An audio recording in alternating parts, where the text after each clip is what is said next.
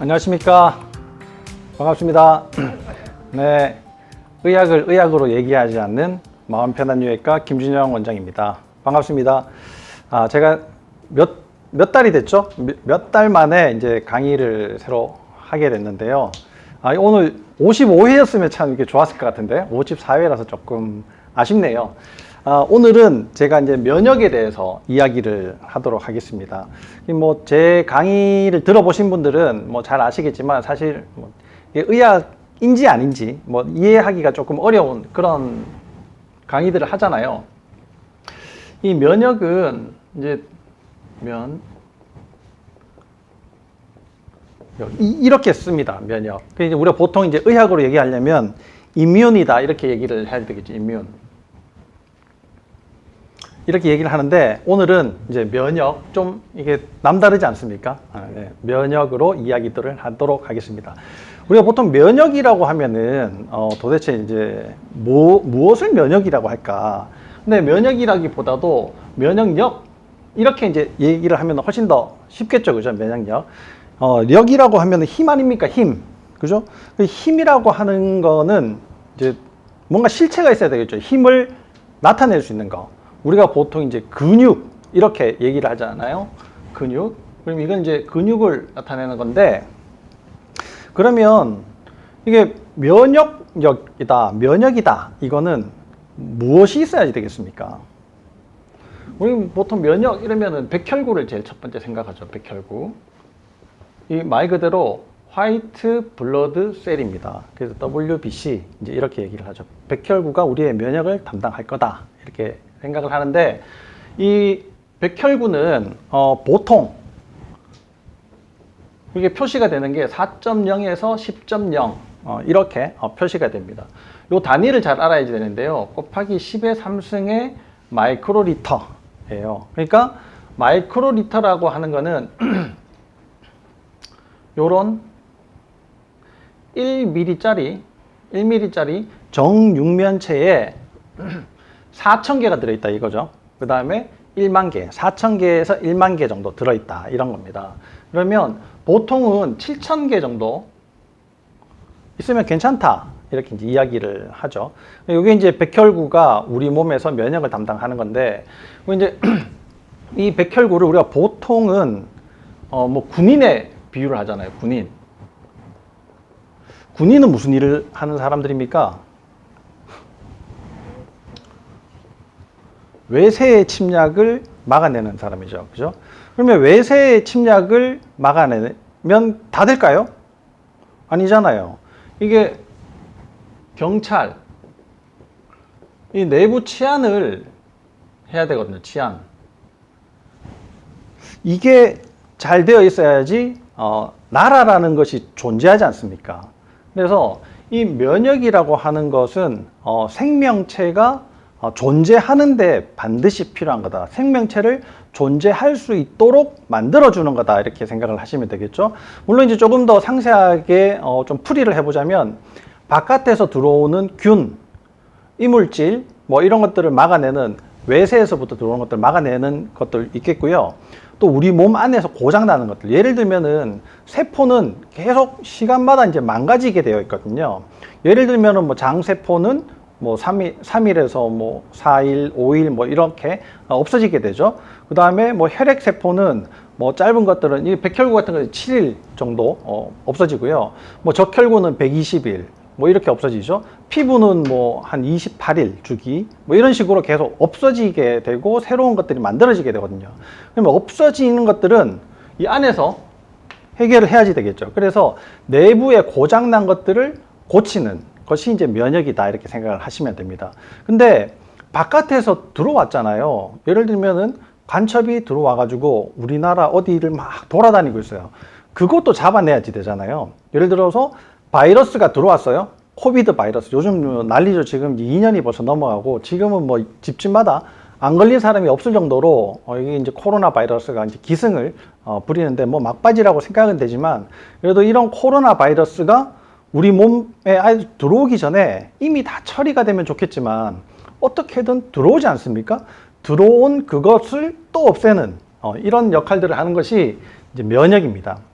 그러면 우리가 보통 면역을 키우기 위해서 뭘 해야지 됩니까? 면역을 키우기 위해서 여러분들은 뭘 하고 계십니까? 이렇게 물어보면 저 영양제 먹어요. 이렇게 얘기를 하시거든요. 그러면 뭐 몸에 좋은 무슨 음식을 먹어요. 이렇게 이야기들을 하신단 말이에요. 그러면 면역이 무엇인지 그 실체를 잘 알아야지 됩니다. 면역이 우리가 보통 얘기하는 지금 우리 여기 다 들어와 계신 분들은 성인이잖아요. 성인. 그러니까 뭐 세인트, 성인 이런 게 아니고 성인. 이 성인은 노인부터 뭐 청년까지가 있겠죠. 그죠? 그러면 청소년이니까 소아도 있을 거 아니에요. 그렇죠? 그러면 소아 이전에는 뭐 영아, 유아, 뭐 아주 좀 어린 애들도 있겠지만 태아가 있겠죠. 태아.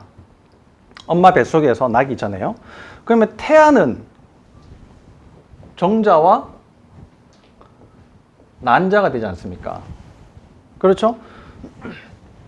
이게 이제 수정란이 되는데, 란이 돼서 태아로 만들어지고 출생을 하면 이제 소아를 거쳐서 성인, 여러분들 지금 가지고 계신 그 몸, 그 성인이 이제 되는 겁니다.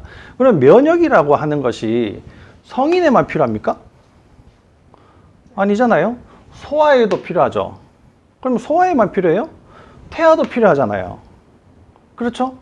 그러면 태아만 필요합니까? 정자와 난자도 외부에서 일어나는 여러 가지 것들을 이겨낼 수 있는 힘이 있어야지 된다 이겁니다. 그러면 이 면역이라는 것은 필요 없는 데가 없어요. 그렇잖아요. 그죠? 그러면 우리가 영양제를 먹는다. 내가 영양제 먹는 건 성인한테는 해당이 되겠죠? 소아까지도 해당은 될 거예요. 이만큼. 그렇죠? 그러면 얘네들은 영양제를 어떻게 먹습니까? 면역을 어떻게 지켜요? 우리 보통은 엄마의 면역을 이제 대신 쓴다 이렇게 이제 얘기를 하죠. 엄마의 면역. 근데 엄마의 입장에서 봐서는 이 정자라고 하는 거는 이물질이에요. 그렇잖아요. 이 정자를 어떻게든 없애야지 됩니다. 없애야 되는데 이게 난자 속으로 쏙 들어가 버리다 보니까 어떻게 할 수가 없는 거죠. 이 정자하고 난자조차도 엄마 면역에서는 이물질이에요. 예. 그리고 이것이 태아가 될 때까지도 계속 이물질로 작용을 하게 됩니다. 그런 것들이 어떻게 이제 알 수 있느냐? RH-, RH+, 이게 혈액형이잖아요. RH 엄마, 마이너스 엄마가 임신을 하게 되면 첫째에는 괜찮지만 둘째에는 RH+가 되면 이게 이제 문제가 생기는 거예요. 사산이 되고 이런 문제들이 이제 계속 생기게 됩니다. 그러면 이제 엄마의 면역이 나쁘게 작용하는 거잖아요. 그러면 어떨 때는 괜찮게 작용하고 어떨 때는 나쁘게 작용하는 것이 면역이 아니다라는 겁니다. 이 존재 자체를, 이 개체를 계속 살아있을 수 있도록 조금 더 포괄적으로 얘기한다면 편안하고 건강하게 살아갈 수 있도록 만드는 것이 면역이다 이거예요. 그러면 면역의 이제 개념을 잘 알아야지 되는데 이 개념이라고 하는 게 뭐 한마디로 얘기하면 철학입니다. 개념의 가장 최고봉에 바꿀 수 없는 진리를 찾아내는 것이 철학이거든요. 그러면 철학적으로 이 면역이라는 것을 한번 다시 우리가 고민을 해보고 한번 살펴봐야지 되겠습니다. 자, 그러면 한번 보죠. 철학이라고 하면은 우리 뭐 서양 철학들도 굉장히 많죠. 근데 이 철학적으로 이런 현상들을 잘 이해를 이제 할 수 있는 것이 대학이라는 것이 있습니다. 대학. 뭐 우리가 중학, 고등, 뭐 대학 이런 게 아니라 사서 삼경, 이게 뭐 원래는 사서 오경, 뭐 사서 육경 이렇게도 얘기하는데 이 사서 중에 하나죠. 이 대학에 그런 내용이 나와 있는데 우리가 이 현상들을 바라볼 때, 이 세상을 바라볼 때 과연 이것이 진실인가 아닌가를 맞춰볼 수 있는 그런 내용이 대학에 나와 있습니다. 이 대학에 반대되는 것이 소학이지 않습니까? 소학 이런 거 얘기 많이 들어봤죠. 이 첫 번째는 소학을 어릴 때 이제 배우고 이제 성인이 되면 대학을 배우게 됩니다. 이게 이제 그 교과 과정의 하나인데 실제 어린아이들이 배우는 학문과 어른이 배우는 학문이 아니고 이것은 우리가 살아가는 현재의 그 모습에 형이 하학적, 그러니까 좀 과학적이고 현실을 파악할 수 있는 거, 이런 것들이 이제 소학에 내용이고요. 형이상학적인 거, 상학적인 거. 이런 것들이 대학의 내용입니다. 그러니까 좀 더 철학적으로 우리가 이 우주, 이 생명체, 인간이라는 것이 어떻게 향해 나아가야지 되는가에 대한 것이 철학이라는 대학에 이제 나와 있는 거고요. 내 실생활에 있는 거, 음악이라는 것이 무엇인가? 내가 실제로 무슨 문건을 쓸 때 어떻게 써야지 되는 건가? 정치라는 것을 어떻게 해야 되는 건가? 이런 것들이 이제 소학에 나옵니다. 이 대학의 가장 핵심적인 내용이요. 3강령 8조목으로 나와 있습니다. 이 3강령 8조목을 알아야 되는데, 이 지금 내가 의학을 얘기하는 건지 뭔지 모르겠는데, 제가 이게 강의를 좀 하다 보면 제 생각에는 한 반 정도는 없어질 것 같습니다. 여러분들 내용을 잘 들으셔야지 됩니다. 자, 이게 다 피가 되고 살이 되는 거예요. 3강령은 뭐냐면 명명덕입니다. 두 번째가 신민이에요. 세 번째가 지어지선입니다. 지선. 이게 뭐냐? 덕으로 밝히고 밝혀서 백성을 새롭게 만들고, 그 다음에 지극한 그 선에 다다를 수 있도록 만드는 것이 이 대학의 첫 번째 목표입니다. 그러면 우리가 지금 이렇게 강의를 하잖아요. 여기 뉴 매니저도 굉장히 고생을 하면서 이렇게 여러 선생님들에게 많은 지식들을 여러분들에게 전해주고 있는데, 이게 자기 인건비도 사실 안 나오는 일이에요. 근데 이렇게 덕으로 이 세상을 밝히잖아요. 여러분들의 지식을 채워서 새로운 이 백성으로 만들어서 여러분들이 이런 지식을 가지고 내 한 몸도 좋지만 주변에 아프신 분들을 잘 돌봐줄 수 있도록 그런 기틀을 만드는 거예요. 그게 굉장히 이제 좋은 의미로 여러분들에게 하고 있습니다. 제가 지금 54번째 강의 중이라 이거죠. 네. 근데 8조목이 있어요. 8조목. 이 8조목은 여러분들이 들어보셨을 수 있습니다. 제일 처음에는 뭐냐면 경물이에요. 이 모든 것이 물건에는 격이라는 것이 있습니다. 신사의 품격. 신사라고 하면 가지고 있어야 될 품위와 그 격이라는 것이 있어요. 사람이라고 하면 인격이라는 것이 있어야지 되죠. 그 격이라고 하는 것은 그 자체가 갖추어져야지 될 모습을 얘기를 하는 겁니다. 이 물건에는 전부 다 격이 있어야지 되는 거예요. 치지. 그 격이 있는 것이 어떻게 정치적으로 이렇게 사용된다 이런 거죠. 그죠? 이 사용되는 것을 잘 알아야 됩니다. 모양이 있는데 이 모양을 어떻게 사용을 하면 아주 유용하게 사용할 수 있을 건가를 잘 알아야지 되는 거죠. 성의라고 있습니다. 성의가 이 성자가요. 말씀 원자에 이 성자예요. 그러니까 성처럼 말을 만든다는 거예요. 이 의미를 확고하게 딱 붙여놓는 거예요. 그러면 여기에 이름을 달아놓는 거죠. 이거 뭡니까? 시계잖아요. 그죠? 그 다음에 이거 뭡니까? 마스크잖아요. 이런 거에 확실한 이름을 딱 붙여놓는 거예요. 그렇게 이름을 붙여놓으면 어떻게 되느냐? 정심이 됩니다. 이 마음에 그대로 딱 박혀요. 그러면 이것이 어떻게 사용이 되고 어떻게 우리가 이용을 해야지 되고 이것이 이름이 무엇이고 그래서 내가 인식을 하게 되고 이게 확실하게 딱 만들어진다는 거죠. 이렇게 만들어지고 난 다음에 이제부터 여러분 들어보셨을 거예요. 수신 뭡니까? 몸을 닦아야 되는 거죠. 제가 집을 다스리고 치국 나라를 다스리면 천하를 얻을 수 있다. 이렇게 이제 우리가 보통은 알고 있습니다. 근데 실제 제가 생각할 때는 그렇지 않습니다. 이건 제 해석이에요. 제 해석인데 자, 그러면 사물이 딱 정해져 있어요. 이렇게 정해지면 수신, 나한테 그것이 적용이 되는가? 첫 번째 봐야지 됩니다. 제가 내 지인들한테도 적용이 되는가를 봐야 되죠. 치국, 누구한테나 적용이 되는가를 봐야지 됩니다. 불특정 다수에게. 평천하라는 것은 이 세상 모든 것에 딱 맞아야지 되는 겁니다. 한 틈에 빈틈에 예외도 없이 딱 맞는 것이 평천하다. 이렇게 이해를 하시면 됩니다. 자, 나는 좋은데 너 싫어? 이거는 수신에 수신밖에 안 되는 거죠, 그죠? 그러면 제가는 뭡니까? 우리 집안에는 배를 여기에 놓는데 저쪽 집안에는 배를 저 옆에다 놓더라. 감나라 배나라 왜 하느냐? 이런 것이 제가에 해당이 되는 겁니다. 한국 사람은 청국장을 좋아하는데 서양 사람은 싫어해. 이거는 이제 치국에 안 맞는 거죠, 그죠? 그러면 내가 뭡니까? 태양이 동쪽에서 뜬다. 이런 거는 누구나 다 인정하는 거지 않습니까? 이 모든 것은 개념이라고 하는 거는 이 경물치지 성의정심 수신제가 치국 평천하가 맞아야지 돼요. 근데 진짜 진실은 평천하부터 시작해서 이 거꾸로도 같이 맞아야 됩니다. 자, 그러면 다시 보죠. 성인하고 소아한테는 영양제를 먹으면 돼요.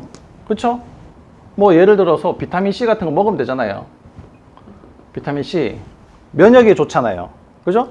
뭐 유황, 식이유황, MSM 이런 거 다 좋겠죠? 근데 얘한테 해당이 되냐 이거예요. 그러면 얘는 어떻게 먹입니까? 정자한테는 어떻게 비타민C를 먹여요? 그럼 내가 먹으면 걔가 될 것 같습니까?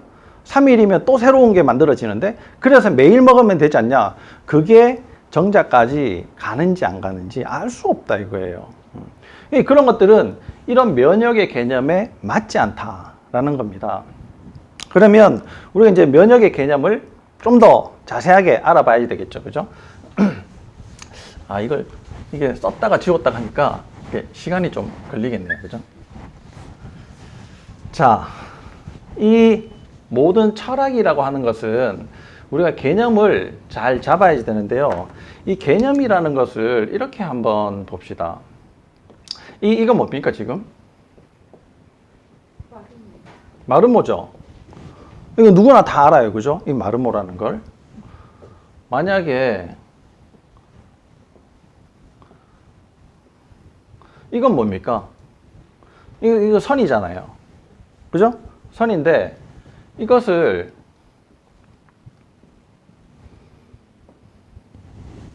자,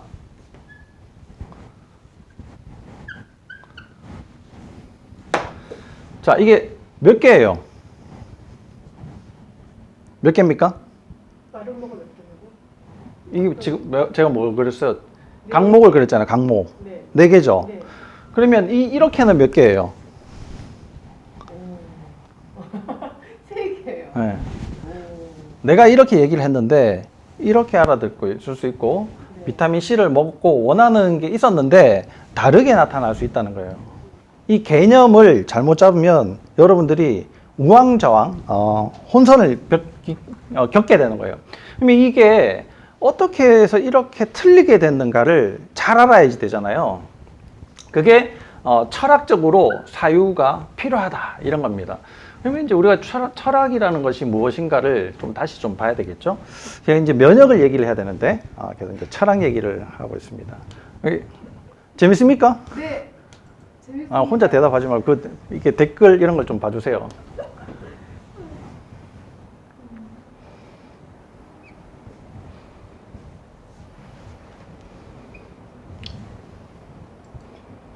자, 이 뭡니까?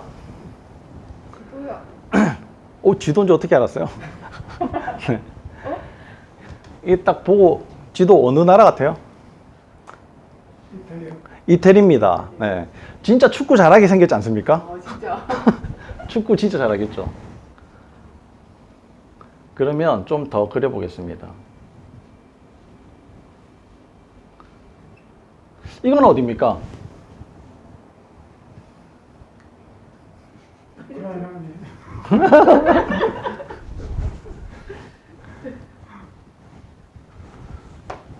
이건 그리스입니다. 그리스. 이게 조금 제가 사실 우리나라 지도 잘 못 그려요. 잘 못 그리는데 이 남의 나라 지도를 잘 그릴 수 있겠습니까? 잘 못 그리겠죠, 그죠? 그런 거 좀 이해를 해주시고 뭐 대충 이렇게 생겼습니다. 그럼 여기가 어디예요? 이게 지중해입니다. 지중해. 우리가 그렇게 막 이렇게 식단을 해야지 된다. 지중해 식단을 해야 돼. 라고 얘기를 하는 곳이 이 지중해예요.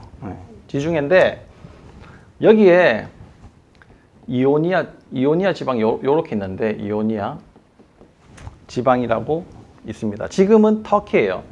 이게 흑해거든요. 흑해인데 흑해는 사실 요렇게 생겨져 있어요. 여기 뭐 요렇게 돼 있는데 여기가 이제 우크라이나예요. 지금 막 전쟁이 막 시작된 그 우크라이나인데 이 역사적으로 도리아인이 남하를 하게 됩니다. 이게 이제 그리스 사람들인데 이 도리아인들은 이 북쪽에서 살다가 남쪽으로 내려오게 돼요. 뭐 헤라클레스의 후손이다 이런 얘기들도 있는데 뭐 그런 것들 자세하게 저도 사실 잘 모르고 아실 필요도 없고 이렇게 내려오면서 이제 도시 국가가 점점 더 탄탄하게 돼요. 여기가 여러분들이 잘 알고 있는 아테네입니다. 아테네. 네. 여기가 스파르타예요. 300 스파르타 엄청 강한 나라 아시죠? 여기가 올림푸스예요. 근데 이렇게 내려오다 보니까 이 전국 이게 각지에 막 흩어져 있던 도시국가 비슷한 촌부락들이 다 모여서 이제는 정확한 도시국가를 이루기도 했고 더 나가가지고 이 바다 건너편까지 건너가게 됩니다. 여기에 밀레투스라는 데가 있어요. 밀레투스. 그 위쪽이 에페소스라는 데가 있습니다. 에페소스. 여기가 여러분들이 또 잘 아는 트로이 목마 아시죠? 트로이. 네, 트로이가 여기 있습니다. 그래서 이게 역사적으로 엄청 이제 신화부터 시작해서 굉장히 풍부한 이야기들, 서사시들이 굉장히 많은 지역이죠. 이 그리스가 문명이 좋았었는데 페르시아의 중앙 그 문화를 같이 만나면서 엄청 번성기를 맞이하는 때가 지금 바로 이제 이때입니다. 이때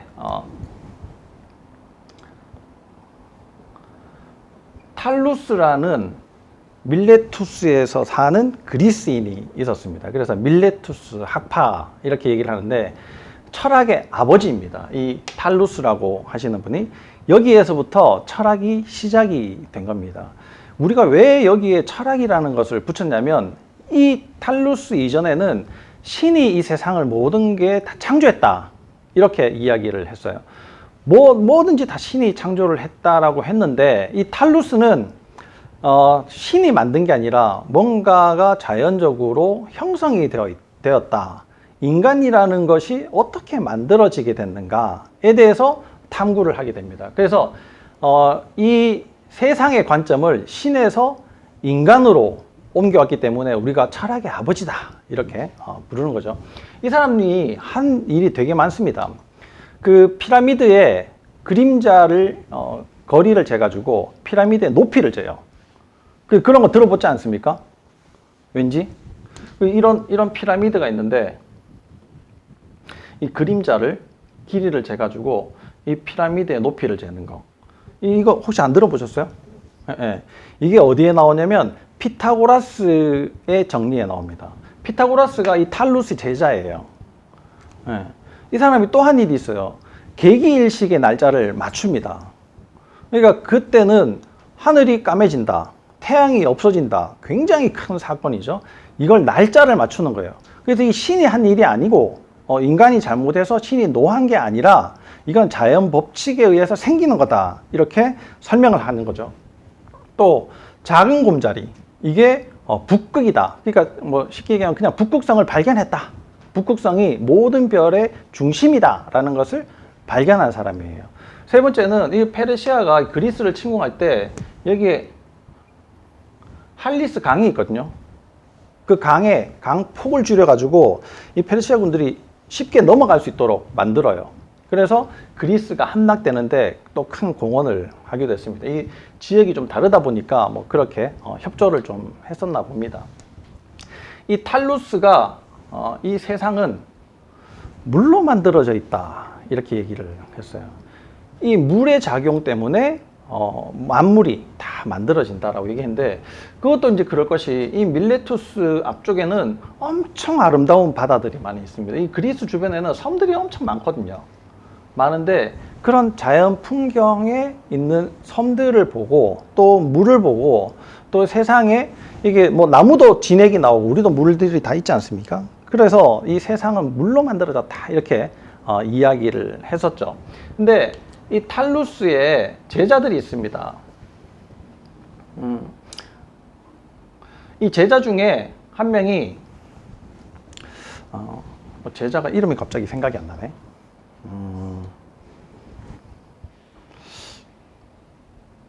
제자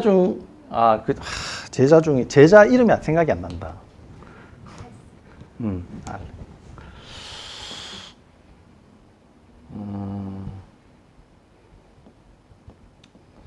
알렉시만드로스.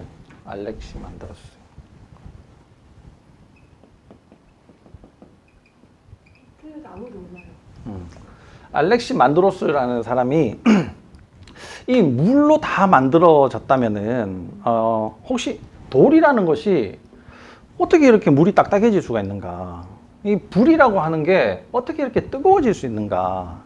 이 물은 아닌 것 같다. 대신에 제1진료라는 것이 있는데 이것이 냉기와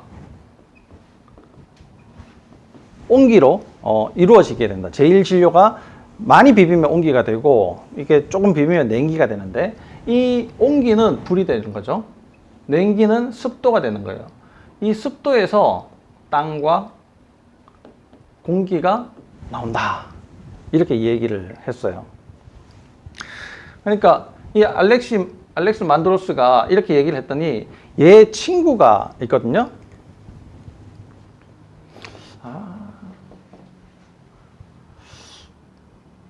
알렉시만드로스. 제가 이름이 지금은 생각이 잘 안 나네요. 얘가 이 제1진료가 뭐냐라고 물어보니까 이 제1진료라고 하는 것은 형태가 없고 냄새도 없고 모양도 없고 아무것도 알 수가 없다. 우리가 알 수가 없지만 있기는 있다. 이렇게 얘기를 했어요. 그럼 뭐냐 그게? 그럼 말도 안 되는 소리다. 그래서 이것을 제1진료라는 것은 없고 그냥 공기다. 공기가 서로 냉과 온을 만들어내고 그 온이 불이 되고 뭐 이렇게 이제 된다. 이렇게 이야기를 했죠. 근데 세상에 이렇습니다. 제1진료 뭐가 뭔지 모르겠어.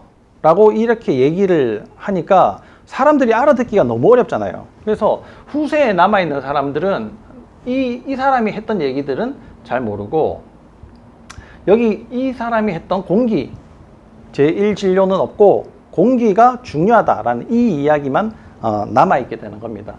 근데 이 탈루스가 밀레투스 학파라고 했잖아요.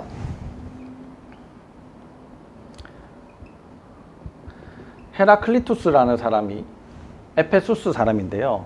그 옆에서 탈루스의 이 학문을 전파를 받고 여기에서 다시 이게 이야기를 하게 되는 거죠. 헤라클리투스는 이런 이야기들을 들어보고 이게 뭐 맞는 것 같기도 하고 아닌 것 같기도 하다라고 생각을 했어요. 그래서 이게 다 따로따로 있을 필요가 뭐가 있냐. 특히 불이 더 중요하잖아. 불은 굉장히 모양을 다양하게 이렇게 막 바꾸니까 세상을 봐봐라. 얼마나 이렇게 계속 변하지 않냐. 이 변하는데 본질의 손상은 없고 계속 모양만 변해갈 뿐이다. 감소되는 거거나 뭐 이렇게 사라지는 건 없이 다 불처럼 이렇게 되어 있다. 이렇게 이제 이야기를 했어요. 근데 이게 이런 이제 학풍들이 이제 그리스로 넘어가는 거죠. 그리스로 가니까 이 밀레투스 학파고 에페소스고 그리스로 이제 넘어가게 돼서 엠페도클레스라는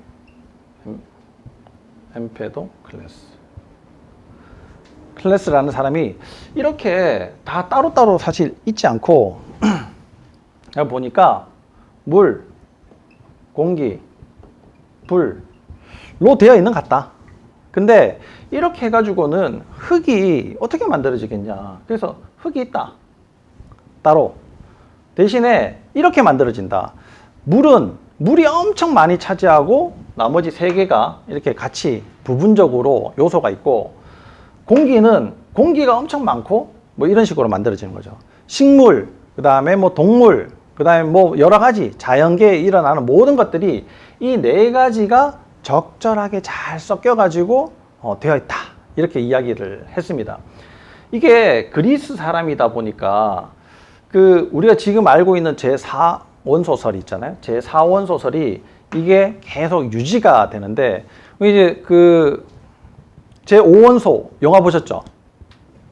못 봤어요? 제5원소 그다음에 그 겨울왕국 2의 요정들, 요정나라 물의 나라, 공기 나라, 불의 나라, 흙의 나라예요.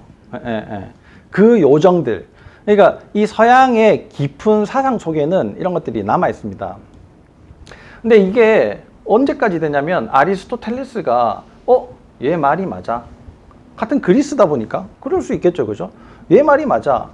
이게 다 네 개로 되어 있어. 근데 내 생각에는 말이야. 이 네 개를 가지고는 조금 부족한 것 같아. 대신에 이렇게 되어 있는 것 같아.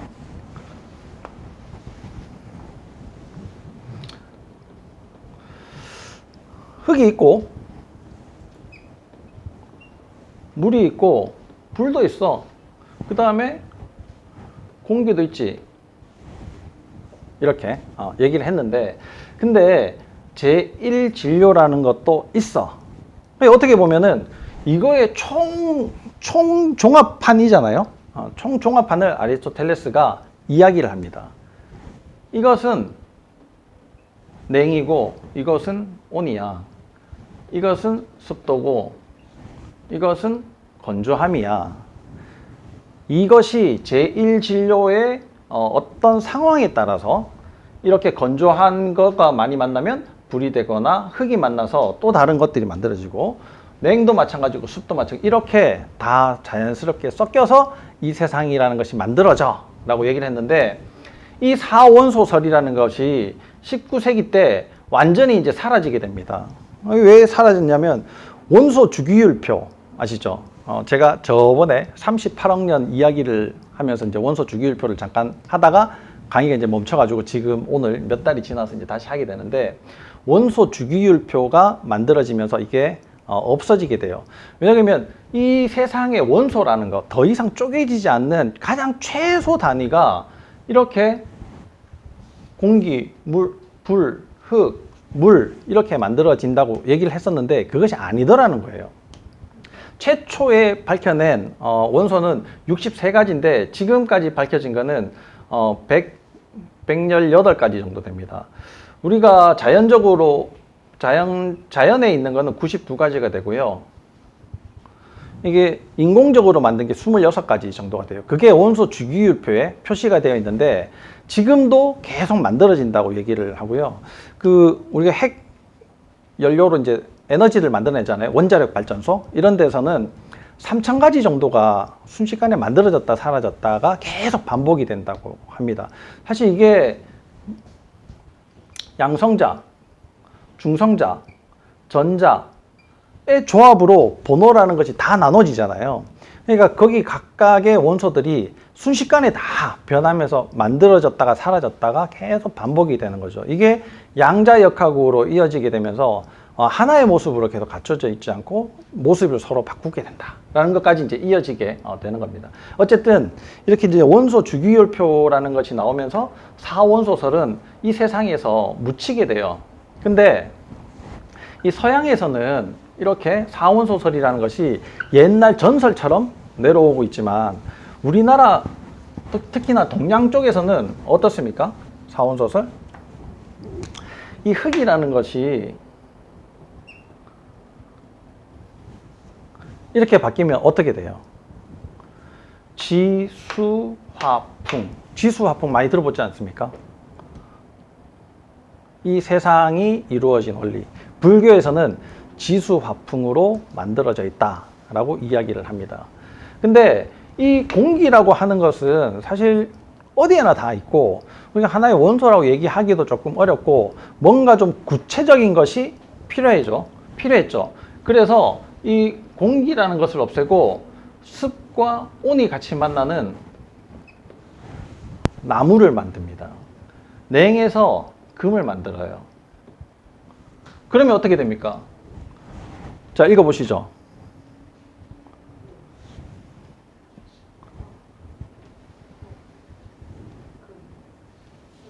뭡니까? 목화토금수. 목화토금수가 오행이죠. 오행. 이 오행이 손 안에 있는 겁니다. 우리가 제일 처음에 만들어질 때 있잖아요. 정자와 난자가 만들어질 때 눈이 있습니까? 엄마 뱃속은 어떻습니까? 아이고, 이건 아니고요. 지금이 구름으로 가득 차 있는 이것이 음입니다. 태양 아래 만물이 다 있는 것이 양이에요. 근데 이렇게 구성되는 그 근본이 똑같다 이겁니다. 그래서 음과 양이죠. 양. 뭡니까? 오행. 이렇게 우리의 사상 속에는 남아있는 거예요. 그 오랜 시간의 철학이 우리한테 고스란히 남아있는 반면에 서양에서는 많이 사라지게 됐죠. 음양오행이 여러분도 손바닥 안에 있습니다. 양이에요. 음이에요. 제일 큰 목성, 그 다음에 화성, 그 다음에 토성, 그 다음에 수성, 금성, 수성 이렇게 돼 있죠. 목, 화, 토, 금, 수 이렇게 되어 있단 말이에요. 우리가 이제 이거를 1, 월, 1 해서 1, 5화, 수, 목, 금, 토, 일로 쓰는 거잖아요. 그죠? 이렇게 일주일을 여기에서 음양오행에서 만들어 쓰는 거예요. 남녀 보세요. 남녀. 남이 양입니까? 음입니까? 양이죠. 음이죠. 이게 양이라고 하지 양음이라고는 얘기를 안 해요. 대신에 남녀는 세상에 인간을 두 종류로 나눈다면 남녀밖에 없지 않습니까? 남녀. 그것을 양음으로 배치해서 균형을 맞추도록 하는 거예요. 이 균형이라는 것이 매우 중요합니다. 음양오행에서. 다시 그거는 왜 중요한지 다시 설명드릴 텐데, 노소는 어떻습니까? 노소. 다시 양이 되겠죠. 자라고 늙어가고. 그래서 남녀 노소는 음양, 양음, 음양으로 구색을 갖추게 되는 거예요. 이게 이 세상이 돌아가는 원리고 인간이 음양오행을 떠날 수 없다는 겁니다. 그럼 목화토금수를 다시 보죠.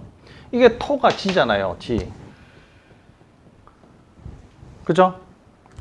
여러분들 손가락을 자 한번 보세요.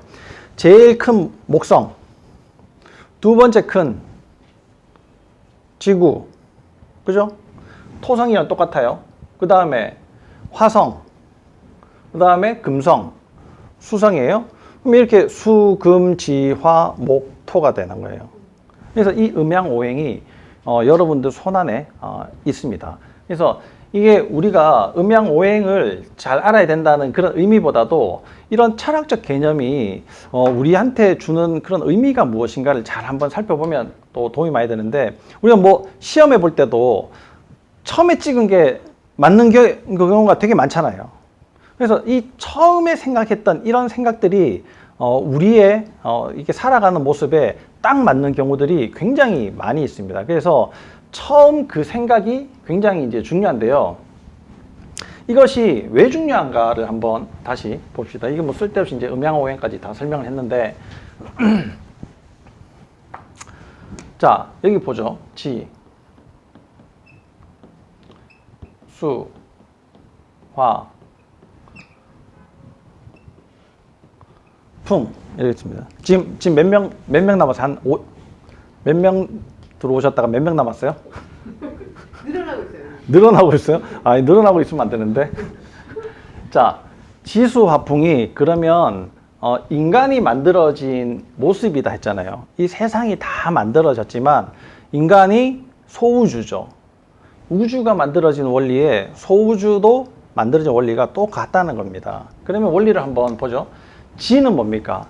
땅에서 모든 영양들이 다 나잖아요. 영양. 그죠? 수는 뭐예요? 당연히 수분이겠죠. 화는 뭡니까? 인간으로 치면은 체온이잖아요. 풍은 뭐예요? 산소거든요. 우리가 질병이 왜 생기는가? 질병은 이 지수 화풍의 균형이 깨지기 때문에 그래요. 그러면 균형이라는 것이 어떻게 깨지는가? 낮아지기 때문에 깨집니다. 저영양, 저수분, 저체온, 저산소 때문에 문제들이 생기게 돼요. 이 지수 화풍이라는 것이 가장 기본이라는 겁니다. 자, 다시 한번 봅시다. 정자와 난자의 지수 화풍 필요하겠습니까? 필요 없겠습니까? 당연히 필요하죠. 그 다음에 태아, 지수 화풍 당연히 필요하겠죠. 소아 당연히 필요합니다. 성인 당연히 필요해요. 우리가 늙어 죽을 때까지 지수 화풍을 떠날 수가 없어요. 그러니까 불교는 이 지수 화풍이 매우 중요하다라고 얘기를 하는 것이 그 시절에는 과학이라는 것이 없었지 않습니까? 우리의 수분이 얼마 정도 되고 우리의 체온이 어떻게 돼야 되고 이런 것들은 사실 뭐 별로 알 수가 없었어요. 우리가 영양을 뭐 먹어야지 되고 이런 것들은 알 수가 없었는데 이 지수 화풍 개념이 이렇게 중요하게 우리한테 자리를 잡고 있다라는 겁니다. 그러면 이것이 얼마나 중요한가? 만약에 산소가 없으면 우리는 얼마나 살 수 있을까요? 못 살아요? 조금 살지 그래도. 3분 살잖아, 3분. 체온이 떨어지면 어떻게 되겠습니까?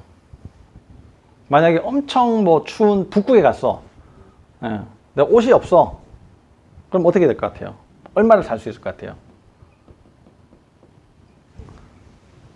그럼 물을 안 마셔. 그럼 며칠 살 것 같습니까? 영양이 부족해. 이렇게 살 수 있습니다. 비타민 C 부족하면 얼마나 살 것 같아요?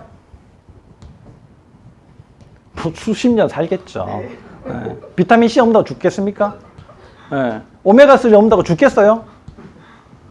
여러분들은 영양제에 대한 기대감이 너무 많고 영양제를 잘못 생각하고 있는 것이 많습니다. 그 이전에 갖추어야 될 기본 모습이 있는 거예요. 이것이 안 되어 있는데 무슨 거기에다가 비타민C를 넣고 무슨 영양제를 어떻게 먹어야 되고 뭘 어떻게 해야 되는가는 중요하지 않습니다. 제가 이제 운영하는 그 네이버 카페가 있는데 오늘 이런 분이 이제 질문했어요. 비타민 K를 먹는데 비타민 K. 비타민 K가 왜 좋은지 아시죠? 이 K1하고 K2가 있는데 K1은 이 용혈성, 그러니까 이제 피를 안 굳게 하는 이런 작용들이 있고 K2는 이 칼슘 작용, 뼈를 튼튼하게 하고 뭐 이런 작용들을 하게 됩니다. 근데 이 K2는 MK4하고 MK7이 대표적인 거예요. 물론 뭐 다른 것들도 있습니다. 5도 있고 있는데 이게 대표적인데 영양제들은 대부분 MK7을 많이 해요. 왜냐 그러면 비타민 D하고 같이 해서 뼈를 좀 튼튼하게 골다공증에 좀 더 도움이 되게 하려고 이렇게 있는데 요게 그 낫또에 많이 들어있죠. 낫또. 그래서 굉장히 이제 유명세를 많이 타게 되죠. 낫또가. 낫또를 많이 먹으면 좋다라고 하는 게 이제 다 이것 때문인데 여러분들 MK7이 없으면 며칠 살 것 같아요? 그분이 물어보는 거는 물론 뭐 그런 여러 가지 것들을 하고 있는데도 NK7이 또 얼마나 더 필요할까 이런 질문일 수도 있습니다. 근데 대부분의 질문들을 받아보면요 기본은 생각하지 않고 오로지 영양제만으로 뭔가를 해보려고 하시는 분들이 굉장히 많이 있어요. 여러분들 지금 이 영상을 보고 계시는 분들 또 언제 또 보시는 분들이 생길지 모르겠는데 영양제가 여러분들의 모든 문제를 해결해 주지 않는다. 당신이 아픈 이유는 이 지수 화풍의 밸런스가 깨어졌기 때문에 문제가 생기는 거다라는 것을 반드시 기억을 하셔야 됩니다. 근데 여기에서 제일 중요한 게 뭐겠어요? 당연히 산소 아니겠습니까? 3분 만에 죽으니까 이거를 빨리 이제 해야지 되는 거죠. 자, 그러면 산소 하면 생각나는 게 뭐가 있어요? 당연히 적혈구 아닙니까?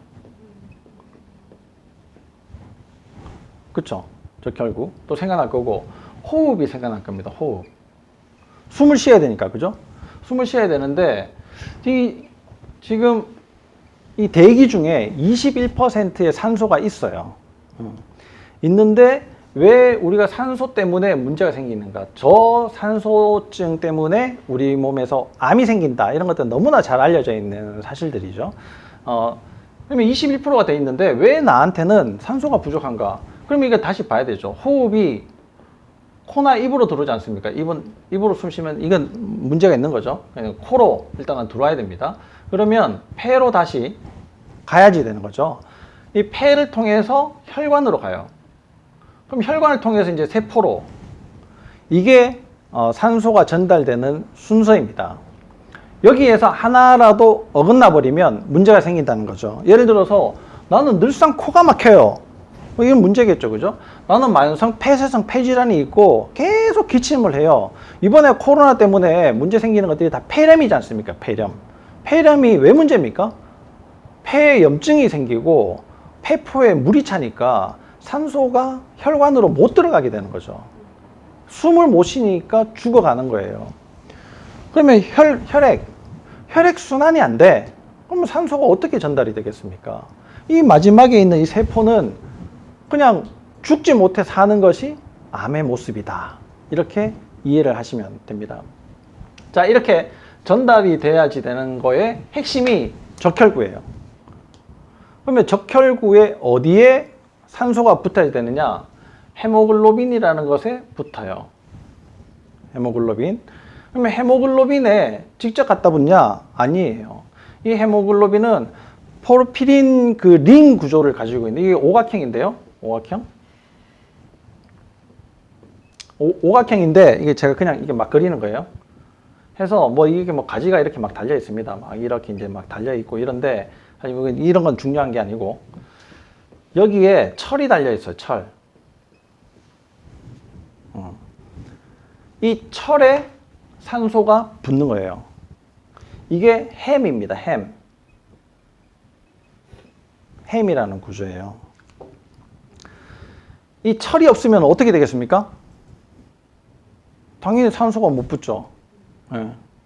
산소가 못 붙으면 못 갖다 주는 거예요. 근데 빈혈이 없어도 철분이 부족하신 분들이 굉장히 많이 있습니다. 이 철은 위산이 잘 나와야지만 흡수가 잘 돼요. 근데 위산이 잘 안 나오면 철분 흡수가 그만큼 잘 안 되는 거죠. 위장을 잘랐다. 철분 흡수가 잘 안 될 가능성들이 매우 많습니다. 주기적으로 철분을 맞아야지 되시는 분들도 많이 있어요.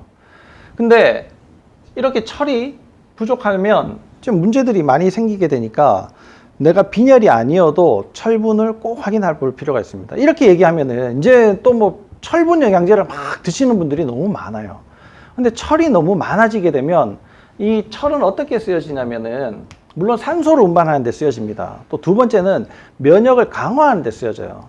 근데 무기가 너무 많으면 어떻게 돼요? 주체할 수가 없잖아요. 그 힘을. 그러니까 서로 이상한 곳에 공격을 하게 됩니다. 이게 이가철이 붙어 있는데 만약에 삼가철로 붙는다. 삼가철이 많아진다. 그럼 이게 이제 골치 아파지는 거예요. 이 비타민C가 이런 것들을 안정적인 모습을 다시 바꿔주기 때문에 비타민C가 도움이 되기는 합니다만 우선 철이 있어야 비타민C가 뭐 일을 하든지 말든지 뭐 이야기가 될 거 아닙니까? 이 햄이라는 것이 모양이 이런데 클로로필이라는 게 있어요. 클로로필은 엽록소에 들어있습니다. 그럼 여기에 뭐가 들어있냐? 마그네슘이 들어있어요. 자, 우리가 마그네슘을 먹어야 된다 얘기를 많이 하잖아요. 그럼 마그네슘을 먹어야 되겠습니까? 엽록소를 먹어야 되겠습니까? 가능하면 음식에서 많은 것을 뽑아내야지 되죠. 근데 장이 안 좋아. 위산이 안 나와. 제대로 씹지를 못해. 그러면 이런 철, 마그네슘 이런 걸 어떻게 뽑아내겠습니까? 불가능하죠. 나는 풀이 싫어.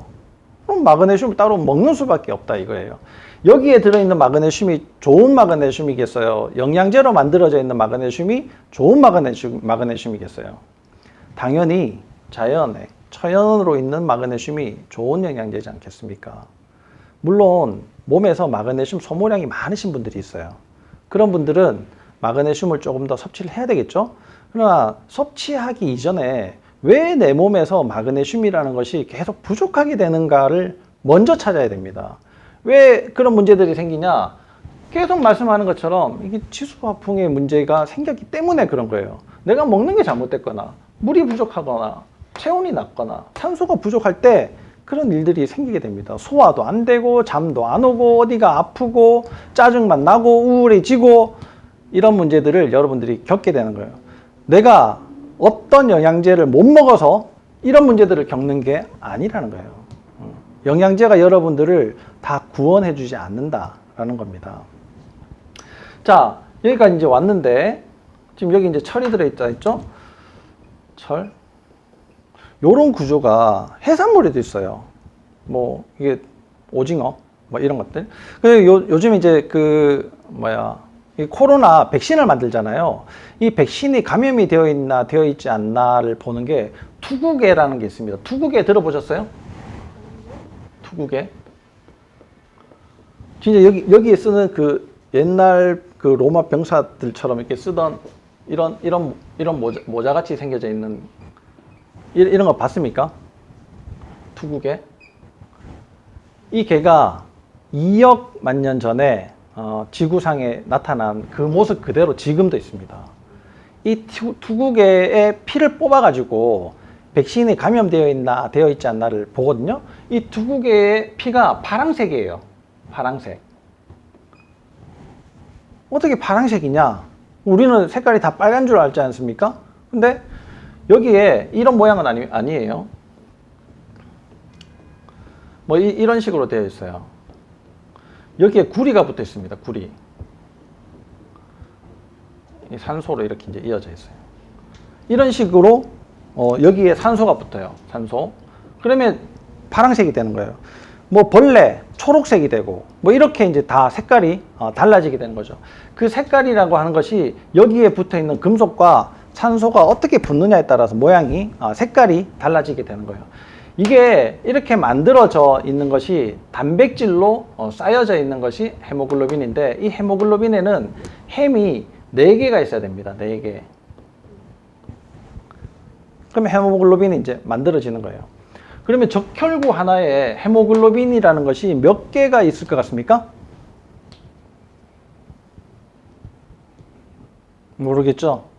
뭐 모르는 게 당연하죠. 뭐. 헤모글로빈이 2억 8천만 개가 있습니다. 적혈구 하나에 2억 8천만 개, 2억 8천만 개가 있으면 이 적혈구는 그러면 몇 개가 있느냐? 우리 몸에 500만 개가 있어요.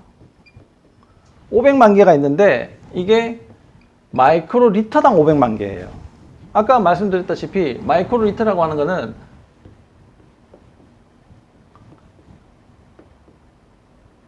1세제곱미리. 뭐 어떻게 됐지? 여기 1 미리.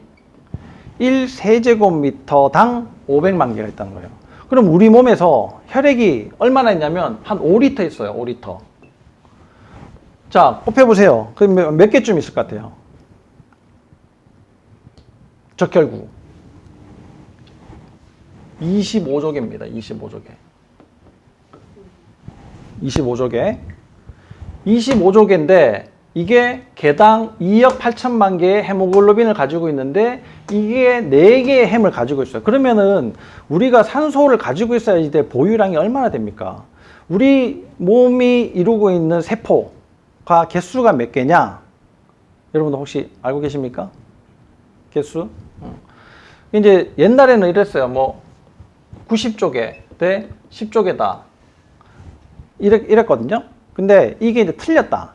그러면 인간은 30조개 정도 있더라. 이게 36조개, 39조개 정도 미생물들이 살더라. 물론 미생물들이 더 많아요. 많지만 30조개인데 여기에 적혈구가 25조개가 필요합니다. 25조개.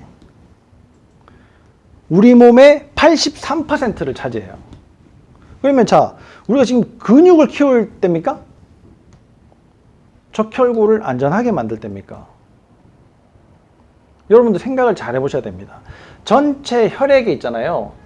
백혈구가 8,000개, 7,000개라고 했잖아요. 아까 백혈구 7,000개라고 했으면 7,000개.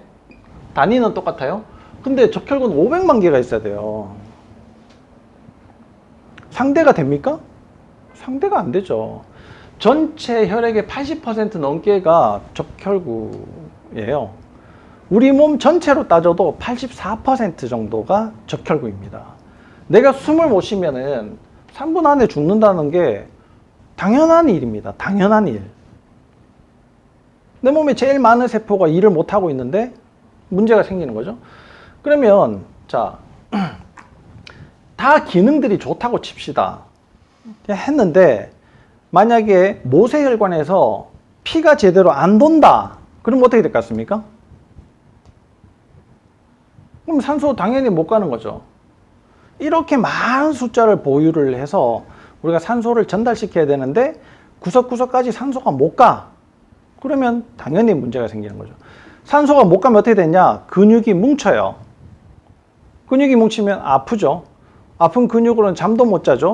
계속 아프니까 우울해지죠. 장에도 근육이 있거든요. 그러면 장도 계속 탈이 나죠. 변비가 생기거나 설사를 하거나 배앓이를 하거나 배가 아프거나 혈관에 문제가 생기면 맨날 심장에 문제가 생기거나 이게 심장에 문제가 생겨서 목을 타고 머리로 가야 되는데 그게 잘 안 되니까 머리가 늘 멍하거나 기억력이 떨어지거나 이명이 생기거나 온갖 가지 문제가 여러분들을 찾아가게 되는 거예요. 근데 자 한번 봅시다. 그러면 이렇게 많은 것들이 햄이 만들어지고 헤모글로빈이 돼서 적혈구로 구성이 되어야지 되는데 여기에 햄의 4개가 단백질로 구성이 돼서 헤모글로빈이라는 것이 된다고 했잖아요. 그러면 고기라고 하는 것이 고기가 아미노산이 돼서 아미노산이 다시 내 몸에서 단백질을 만들어내야지 됩니다. 필요한 조직으로 그 필요한 효소로 다시 단백질로 만들어져야지 되는데 이 고기는 단백질 음식이요. 이 음식들은 내가 소화하기 가장 어려운 음식이에요.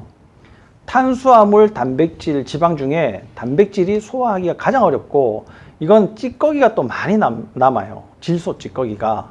그러니까 우리 몸에서 너무 과하게 먹을 때 항상 문제들을 일으키게 됩니다. 장이 안 좋다 이런 분들은 당연히 고기 먹고 소화가 잘 안 돼서 잘 못 먹어요. 이런 사람들이 너무 많아요. 그런 분들이 단백질이 잘 만들어지겠습니까? 이 햄이라는 것을 만들어낼 수 있겠어요? 그러면은 산소를 못 운반시키는 거잖아요? 그러면은 내가 또 세포가 문제가 생기는 거예요. 근데 이렇게 하나하나 만들어져 가는, 이거 소화죠. 소화 과정이고, 이렇게 소화돼서 다 조각조각 나 있는 것들이 다시 하나로 합쳐지고, 산소가 여기에는 그냥 탁 갖다 붙지만, 모든 과정이 A에서 B로 가고, B에서 C로 가고, C에서 D로 가는 이 모든 과정이 대사인데, 그 대사에는 항상 단백질로 만들어져 있는 효소라는 것이 필요해요. 그 효소가 없으면 못 지나가게 됩니다. 그러면 A에서 계속 못 지나가면 어떻게 됩니까? 누적이 되잖아요. 그런 것들을 유기산 검사로 확인을 하는 거예요. 소변 검사로 확인하는데, 그럼 모든 일련의 과정들이 다 화학적인 과정인데, 이 화학적인 과정은 물이 없으면 안 돼요. 소금과 설탕을 그냥 섞으면 그냥 뒤섞여 있는 거예요. 이게 물이 있어야 반응을 하게 됩니다. 실험실에 가보세요. 물 없이 실험할 수 있는 곳이 있나? 여러분들 영화 보면 다 아시잖아요. 모든 것이 물을 매개로 해서 반응을 일으켜야지만 됩니다. 왜냐하면 세포 하나가 만들어질 때 이 지구상에 물이라는 것이 없었으면 이 세포라는 것도 만들어지지 않았어요. CHON이라는 게 엄청 많았죠. CHON. 많았어도 그냥 많은 거예요. 여기에 반응하지 않았다, 화학적으로. 그러면 말짱 꽝이다 이거예요. 여러분들이 좋은 음식을 아무리 먹어도 소화액이 안 나오잖아요. 그러면 소화를 어떻게 시킵니까? 위산으로 치면 위산의 98%가 물이에요.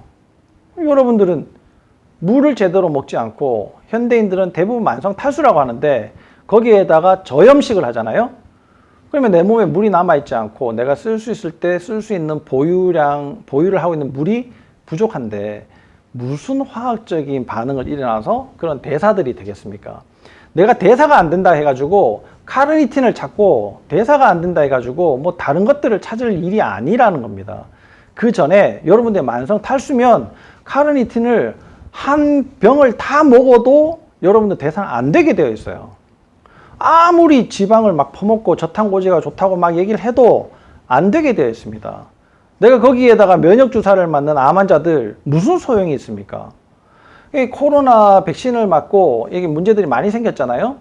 그런 이제 반응들을 다 과면역 반응이다 이렇게 이야기를 합니다. 면역 반응이 과하게 생기는 거, 우리가 뭐 가렵고 두드러기가 나고 알러지가 생기고 이런 모든 반응들이 다 탈수에서부터 시작이 되는 거예요. 저수분에서부터 시작이 되는 겁니다. 그 부위에 문제가 생겨서 물을 가지고 와서 화학적으로 면역 반응을 시켜서 이걸 고쳐야지 되는데 그런 반응들이 안 되기 때문에 더 많은 물을 부르고 더 많은 물을 부르고 하니까 부풀어 오르는 거예요. 그것이 우리가 현상으로 볼 때는 두드러기다 이렇게 이야기를 하게 되는 거죠. 그 다음에 체온이 제대로 안 맞춰져 있으면 이런 것들이 만들어집니까? 화학 반응이라고 하는 게 그 효소 반응이라고 하는 것이 적절한 체온이 유지될 때만 됩니다. 그리고 우리는 이게 항상성, 그러니까 항온 동물이잖아요. 이게 항온 동물의 온도가 틀려진다. 그러면 문제들이 많이 생기게 되는 건 뭐 여러분들이 더 잘 아실 겁니다. 암이 왜 생기느냐? 저영양 너무 못 먹어서, 못 먹는다기보다도 입으로 집어넣긴 넣었는데 흡수가 안 돼서 쓸 게 없거나 이게 흡수가 되긴 됐는데 맨날 가는 곳에만 가고 막혀 있는 곳은 들어가지 못하고 결국은 막혀 있는 곳에 저영양이 생기는 거죠. 저수분, 뭐 혈액순환이 당연히 될 리가 없죠. 저체온, 저산소, 이 중에 무엇이 더 중요하냐? 무엇이?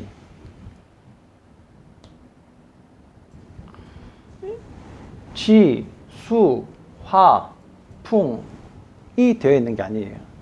지, 수, 화, 풍이 되어야지 되는 겁니다.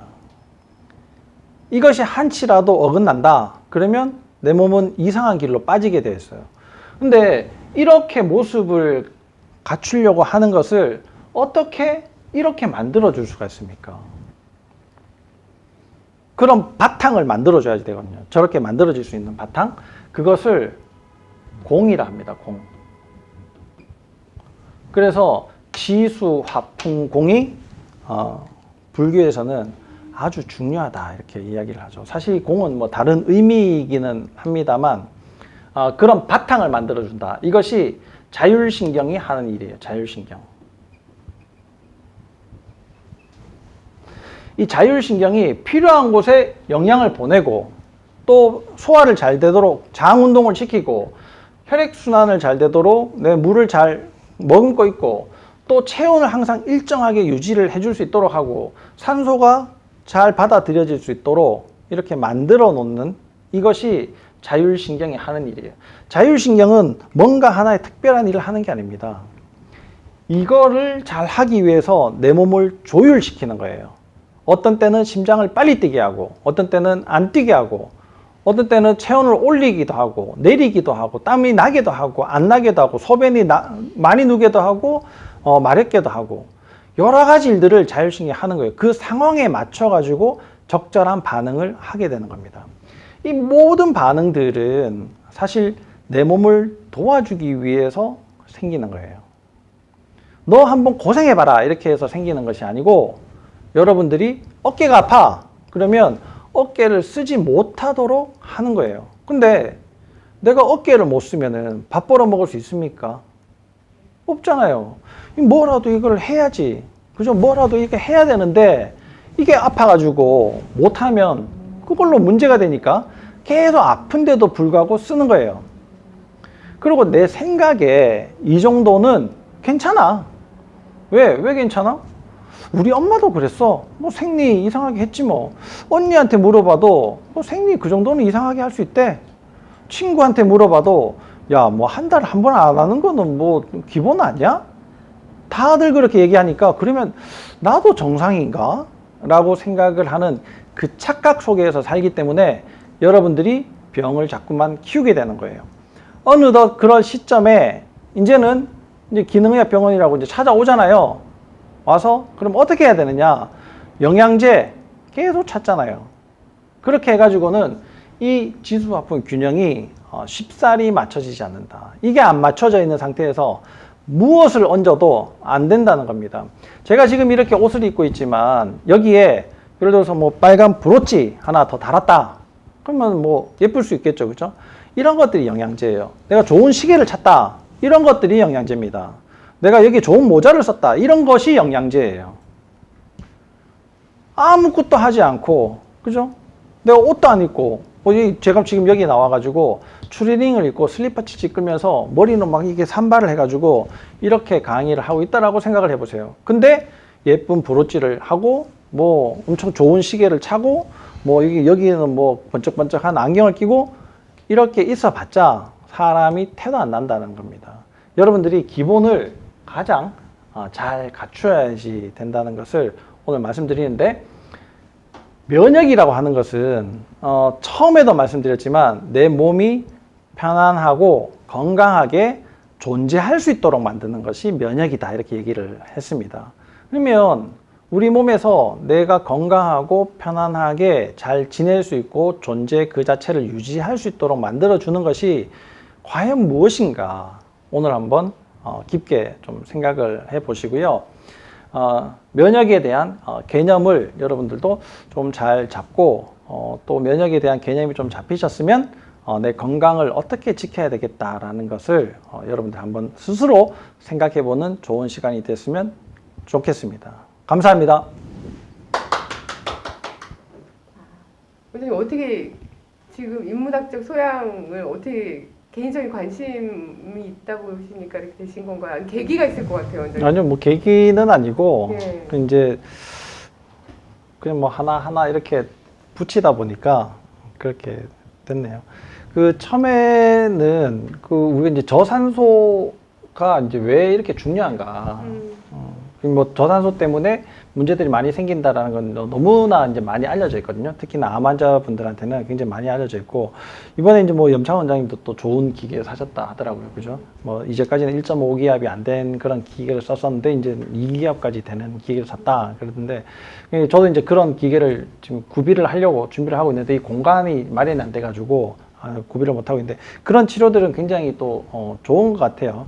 물론 그런 치료들을 하고 난 다음에 평상시 21%의 산소를 내가 잘 이용할 수 있도록 만드는 것이 훨씬 더 중요한데, 그런 것들 조금 이제 놓치고 있는 부분들이죠. 근데 이게 잘 되려면 혈액이 잘 돌아야 되잖아요. 그렇죠? 그러니까 이제 수분이 또 굉장히 중요하다라는 거예요.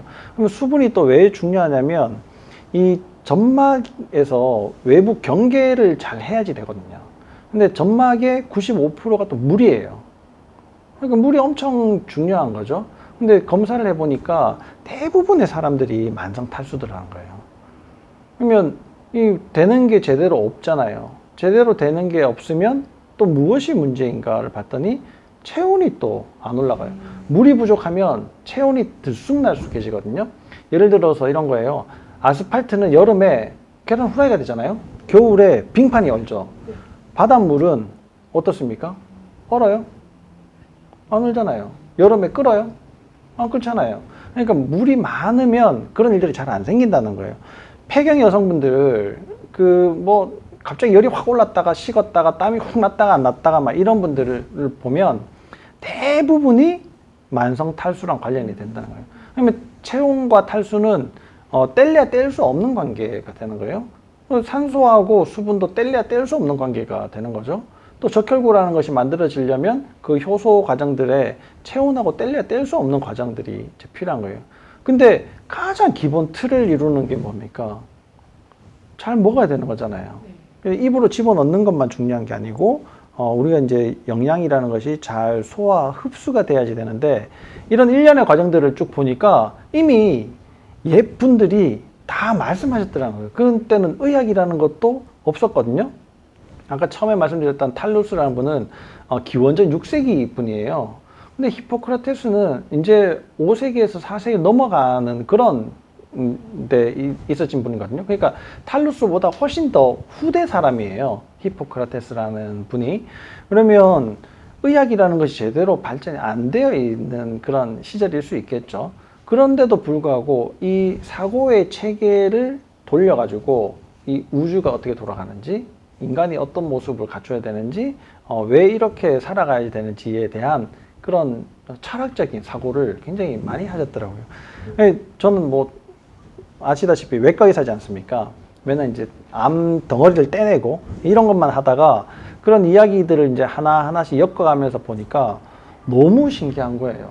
예, 너무. 그러니까, 우리가 놓치고 있는 부분들이 세상을 돌아보지 않아서 그렇지 이미 다 널려 있는 것을 우리는 줍지 못하고 있을 뿐이다. 이런 생각이 많이 들더라고요. 그래서 오늘 그걸 이제 엮어가지고 얘기를 한번 했는데, 뭐, 다음에 또 언제 강의를 하게 될지는 모르겠지만. 다음 달이죠, 원장님. 이제 매달 네. 있잖아요. 네, 뭐, 근데 원장님의 기본적인 철학을 알 수 있었어요, 정말.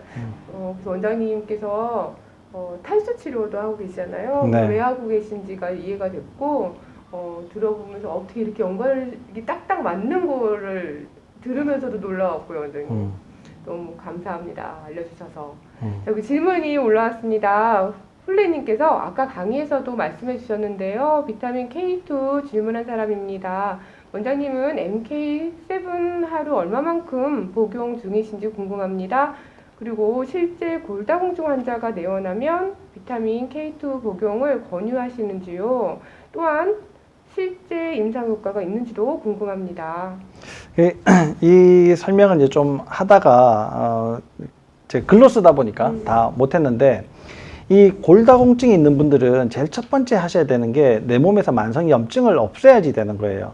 K2랑 뭐 비타민 D 이런 것이 중요한 것이 아니고 먼저 만성염증을 없애야 되는데, 왜 그러냐면 칼슘이 문제가 생긴 세포를 정상으로 회복시키거나 아니면 사멸시키는 데 쓰여지거든요. 많은 양의 칼슘이 들어가면 사멸을 하게 돼요.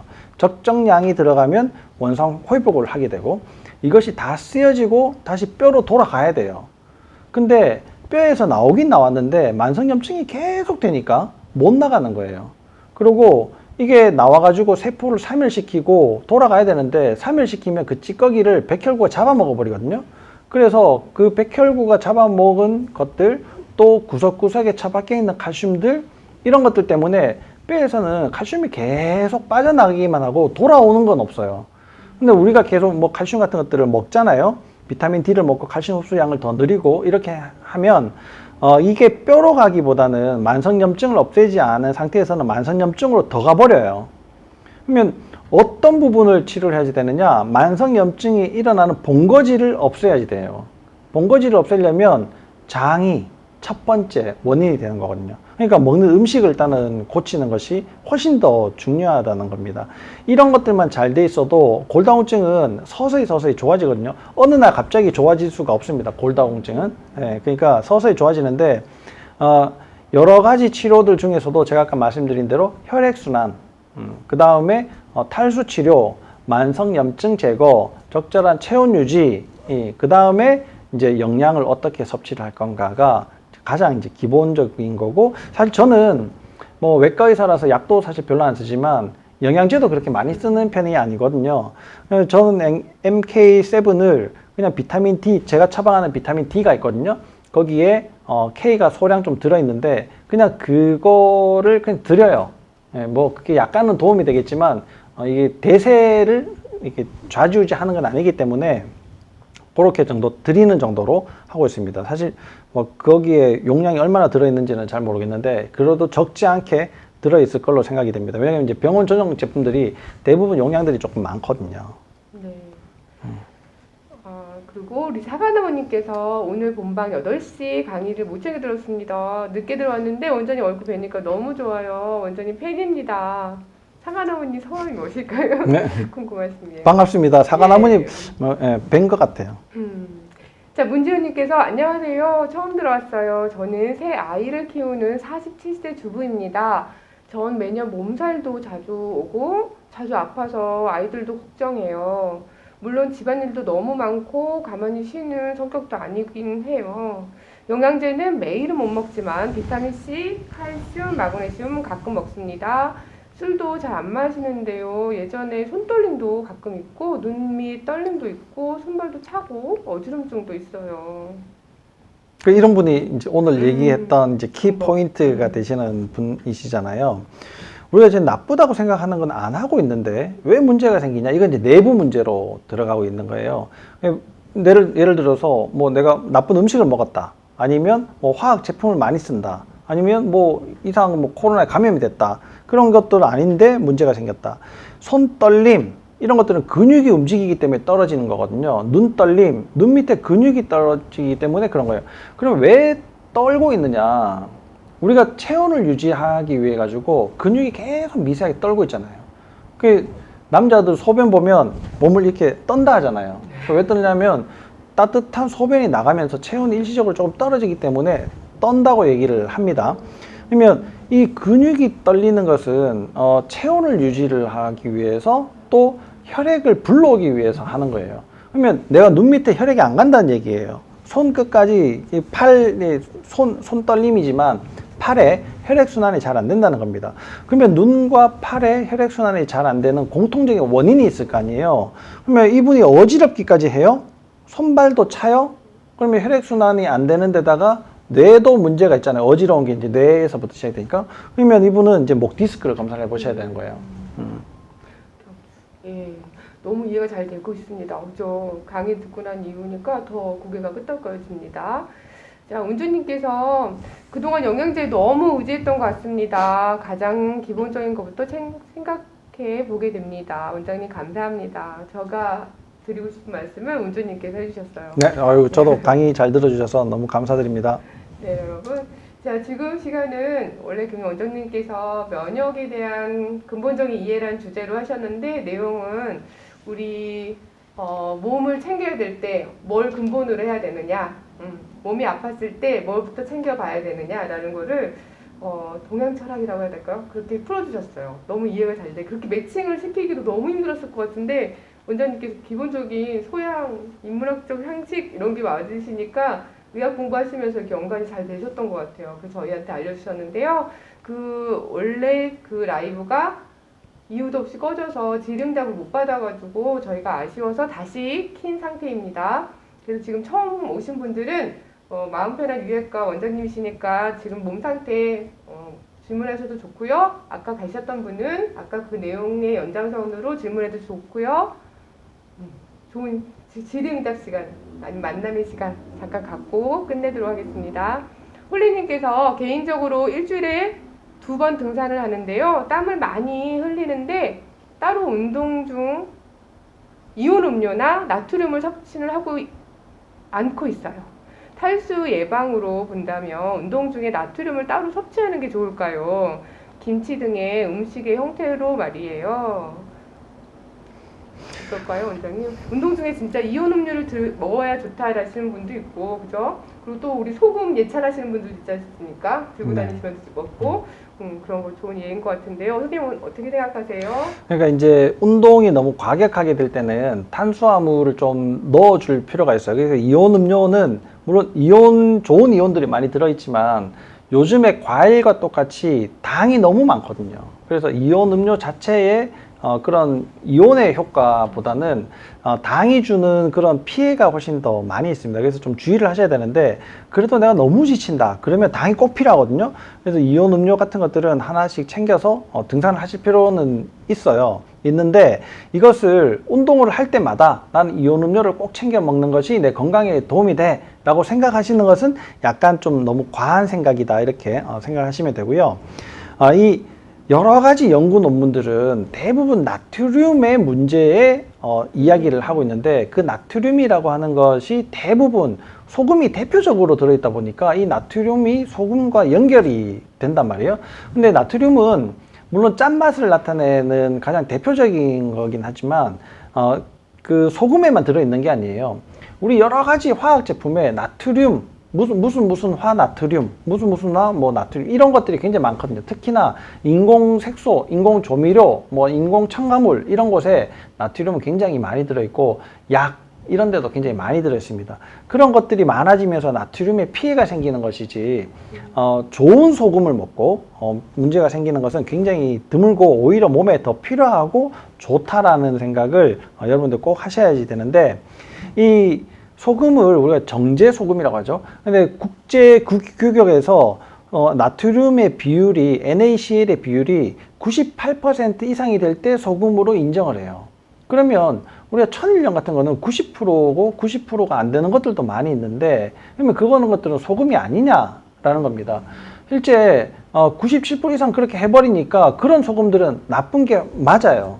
그런데 우리가 보통 김장을 담글 때 쓰는 그런 천일염이라든지 아니면 좀 더 고급화시킨 뭐 죽염이라든지 이런 것들은 훨씬 더 우리 몸에도 좋은 역할들을 합니다. 그래서 이런 것들을 섭취를 하면 좋은데 이걸 따로 그러면 섭취를 해야 되냐? 그러지 않습니다. 음식을 드실 때 간을 잘 맞춰 드시는 것이 제일 중요하고요. 내가 소금은 땡기는 만큼 드시는 것이 훨씬 더 필요해요. 탈수가 되면 물이 부족하면요, 허기같이 이게 느껴질 수 있잖아요. 그래서 우리가 너 가짜 허기인지 진짜 허기인지 알아보려면 물 한 컵 마시면 돼 라고 얘기를 하는데 이 소금 가는 곳에 물이 가게 돼 있어요. 내가 소금이 부족하잖아요. 그러면 물이 땡겨야 되는데 물이 땡기지 않고 배가 고파요. 그러면 또 먹게 되거든요. 그럼 간식을 탄수화물로 먹게 되면 또 배가 고프죠. 또 다른 탄수화물을 먹게 되고 이게 악순환이 계속되고 있는 사람들이 훨씬 더 많다는 겁니다. 그래서 음식을 간간하게 드시는 것이 훨씬 더 중요하고요. 음식이 잘만 만들었다 그러면 뭐 국, 탕 이런 거 등산 갔다 오셔가지고 땀을 많이 흘리셨으면 그런 것들을 많이 드시는 것이 훨씬 더 좋을 거라고 생각을 합니다. 네, 그래서 올레님께서 안 그래도 평소 식사는 키토제닉 식이를 하고 있습니다 하셨는데요. 원장님께서 좋은 말씀해 주셨어요. 많은 분들이 궁금해하시는 부분이에요. 소금을 보통은 소금 절제하세요. 그게 좋은 음식을 하는데 소금을 많이 쓰지 마세요 하잖아요. 저염식. 그렇지만 저탄고지 하시는 분들은 또 반대 얘기를 많이 들어서 헷갈리실 거예요. 저탄고지 특이나 저탄고지 하시는 분들은 탈수가 그죠? 선생님 탄수화물을 줄이니까 수분이 배출이 잘 된다고 그래가지고 뭐 간간히 드세요 하니까 많은 분들이 헷갈리셔가지고 그걸 물어보셨는데 원장님께서 클리어하게 말씀해 주셨습니다. 간간히 드시라고. 자, 그리고 우리 문지은님께서 사람을 살리는 일을 하시는 원장님 축복합니다. 감사합니다. 자, 그리고 박다니엘님께서요, 40살 된 딸이 정신신경과 약을 5년째 복용을 하고 있습니다. 사람 만나는 것과 외출을 무서워하고요. 3년을 집 밖을 못 나가고 있는 상태예요. 기능의학으로 치료가 가능할까요? 그러니까 이게 기능의학이 왕진이 안 되니까 일단 문제가 좀 있겠죠. 그죠? 집 밖으로 못 나오시는데 어떻게 병원에 오실 수 있으실까? 그런 것들이 이제 조금 걱정이기도 하고 이 기능의학이 만병통치가 아닙니다. 이 기능의학은 기존의 의학에서 부족한 부분을 조금 더 보완해주고 기능의학이 현대의학에서 생기는 여러 가지 부작용들을 조금 완화해주는 그런 역할들을 하는 것이 훨씬 더 크다 이렇게 보시면 됩니다. 당신이 이 영양제를 먹으면 다 좋아져 이렇게 얘기하는 것은 당신 3개월만 우리 학원 다녀봐 원어민하고 영어를 다 그냥 할 수 있어 이런 이야기랑 똑같다 이렇게 생각을 하시면 돼요. 기능의학이 모든 것을 다 해결해 주지 않고 영양제가 여러분들 건강을 책임지지 않는다라는 걸 꼭 말씀드리고 싶고요. 뭐 어떤 상태인지 잘 모르잖아요. 정신과 약을 먹는다고 해가지고 안 된다고 얘기할 수도 없고 뭐 무조건 기능의학이 된다고 얘기할 수 없는데 지금 그 상태를 한번 보면 좋을 것 같은데 집 밖을 못 나간다니까 그게 좀 걱정이네요. 네. 자, 그리고 서동욱님께서 이런 질문 드려도 될까요? 항암 끝난 지가 3달째입니다. 체중이 자꾸 빠져서 고민입니다. 물론 입맛도 없어요. 네. 항암이 끝난 지 3달째. 네, 죄송합니다. 항암이라는 것이 참 이게 문제가 많죠, 그죠? 뭐 이 사람들이 치료를 하는 방편인데 이게 더 이제 또 고생도 하고 힘들게 만드는 건데요. 이 항암을 잘 이용을 해야 됩니다. 우리가 만약에 라면 국물을 한 300cc를 강물에 버렸어요. 그러면은 얼마 정도의 물이 필요하겠습니까? 이게 300배에서 3000배 정도의 물이 필요하다 하거든요. 그러면 이게 라면은 먹는 음식이잖아요. 그러면 약은 얼마나 필요하겠어요? 화학 제품은 얼마나 필요하겠습니까? 이 물이 깨끗해지는 데 필요한 그만큼의 양이 우리 몸에도 똑같은 방법으로 처리가 돼야 되는데 우리는 생명체다 보니까 그것보다 훨씬 적은 물로 효율적으로 없앨 수가 있기는 해요. 그래도 이거 화학적인 과정을 통해서 물을 없애야 되거든요. 체중이 자꾸 빠진다 이런 거는 지방도 녹지만 근육도 녹거든요. 그러면 왜 이렇게 자꾸 녹아서 없어지느냐? 대사가 잘 되면 지방이 빠질 수도 있겠지만 근육이 빠지는 것은 대사가 안 되기 때문에 빠지는 거예요. 그럼 대사가 안 된다는 건 영양이 제대로 못 들어오겠죠. 입맛도 없으시다 하니까 먹는 것도 부실하고, 그러니까 이제 지방이 대체로 좀 빠지면서 근육까지 이제 같이 빠지게 되는 거예요. 이런 분들은 항암 독소를 빨리, 그 약물 독소를 빨리 없애야지 돼요. 그리고 혈액순환이 안 되고 있기 때문에 혈액순환을 빨리 잘 시켜야지 됩니다. 그래야 체중이 빠지는 것을 막을 수 있어요. 이 체중이 어느 정도까지 빠져버리면 거기에서부터 올라오기가 너무 이제 어려워지거든요. 근육을 멀쩡한 사람도 키우기가 어려워요. 근데 이렇게 체중이 빠지고 근육이 빠져버리면 굉장히 힘들어질 수 있으니까, 하여튼 뭐 병원에 오셔가지고 그 상태를 좀 더 제대로 파악하시고 요 악순환의 고리를 끊어야지 될 것 같습니다. 소동훈님 힘내세요. 네, 그리고 또 허이진님께서 저는 49세입니다. 불안 때문에 정신건강의학과 다니고요. 그리고 2013년에 자궁 적출을 했어요. 경부만 남겼다고 하세요. 자궁 적출 후에는 매달 통증이 오고, 통증이 오면 토를 해요. 통증을 없애고 싶은데 어떻게 하면 될까요? 그러니까 이것도 이제 통증의 원인을 봐야지 되겠죠. 제일 첫 번째, 이게 불안이다. 이게 제일 핵심인데요. 왜 불안하냐면 내가 땅을 짚고 서 있는 그 자체가 불안정하기 때문에 불안함을 계속 느끼는 거예요. 예를 들어서 땅바닥이 계속 흔들린다고 생각해 보세요. 누가 있을 수가 있겠습니까? 그죠? 다 불안해질 텐데 그게 몸에서 자체적으로 벌어지고 있는 일이에요. 그게 불안을 계속 만들어내고, 두 번째는 호흡이 불안할 때 우리가 불안을 굉장히 많이 느끼게 됩니다. 왜냐하면 아까도 말씀드렸지만 산소가 안 들어오면 3분 만에 죽어요. 그냥 내가 곧 죽을 위기에 처해 있으니까 굉장히 불안해지거든요. 이런 분들은 내 몸의 기립근 자체가 문제가 있고, 제일 첫 번째. 두 번째는 뇌로 가는 혈액순환이 기본적으로 안 되는 거예요. 근데 뇌만 안 되는 게 아니고 지금 자궁 적출 후에 매달 통증이 온다 하잖아요. 통증이 오면 토까지 해요. 그러면 이 복부 근육에 뭔가 문제가 있는 거거든요. 이게 복부 근육에 이완이 되도록 하려면 복부 근육으로 가는 신경을 조절해야 돼요. 그게 어디서 나오냐? 척추에서 나오거든요. 하부 흉추에서부터 요추, 상부 요추까지가 복부로 가는 이제 근육을 조절하는 신경이 나오는 건데, 그거의 원뿌리는 또 목에서부터 시작을 해요. 그러니까 이분은 이제 척추에 무슨 문제가 있는지 아닌지부터 먼저 확인을 해야지 되고, 호흡을 잘 할 수 있도록 뭔가 도와줘야지 되겠죠. 일단은 혈액순환을 먼저 잘 시켜줘야지 될 겁니다. 네. 우리 사과자님께서 저는 주사 피부염과 손발톱 변형으로 인해서 기능의학 병원을 다녔었는데요. 10개월간 큰 변화가 없었어요. 지연성 알러지에서 알러지 수치가 높게 나왔고요. 10개월간 식이 조절하면서 수치는 3.4예요, 선생님? 아니요, 서너 개. 서너 개 빼고 정상으로 들어왔어요. 장루수 진단도 받았고요. 장애 문제인지 뭐가 문제인지 답답하고 차도가 없어서 병원을 옮기려고 합니다. 원장님의 말씀 듣고 싶습니다.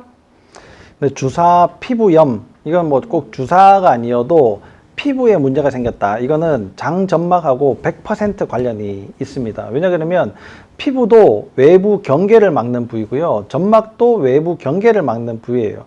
경계를 보호하고 지키는 면역은 똑같거든요. 그러니까 피부에서 생기는 문제가 점막에 생기는 문제다, 이렇게 생각하면 됩니다.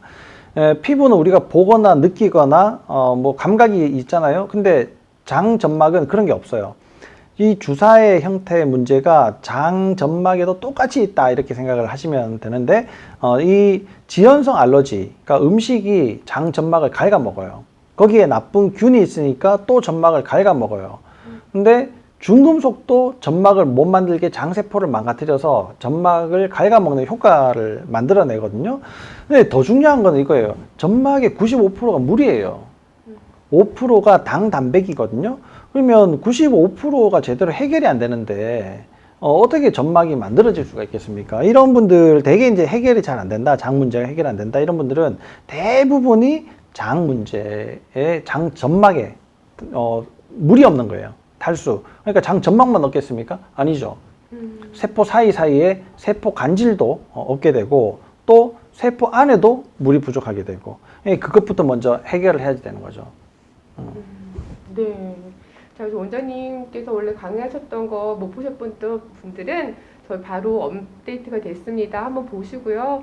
원장님의 기본 철학과 치료 철학이시니까 치료하실 때도 막 이렇게 반영이 되겠죠. 그래서 정말 제가 원장님한테 치료 받고 싶다 하신 분은 마음 변환 유예과 검색하셔서 예약하시고 오시면 됩니다.